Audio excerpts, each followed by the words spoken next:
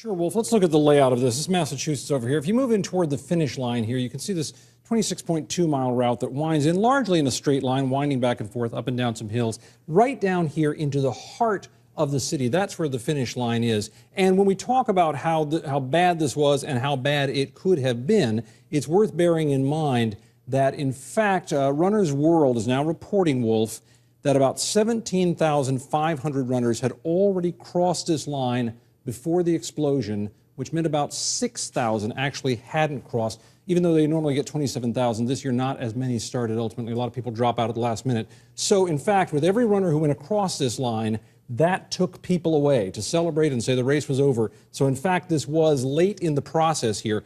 One thing I want to notice here, though, we've been analyzing this explosion and the second explosion just down the street here, because if we move in toward it over here near the Mandarin Oriental over here, if you move into this area and you take a closer look, one of the things that seems to be clear is that this explosion appears to be substantially bigger than the first one down here. Most of our video is down here, but this one seems to have covered the entire area from the buildings here all the way out to the sidewalk out here and maybe out into the runners a bit. So this seems to have been a substantially larger explosion, Wolf. Now, I will say one thing about this. If you look at the finish line area down here, the police have been telling everyone to try to steer clear from about a 15-block radius. Look at this. If you're talking about just 15 blocks in here, this really is a substantial heart of Boston. This is really in the middle of everything. MIT's right over here, Fenway Park's over here, Boston University, Boston College. So many things revolve around this area. As John just said a minute ago,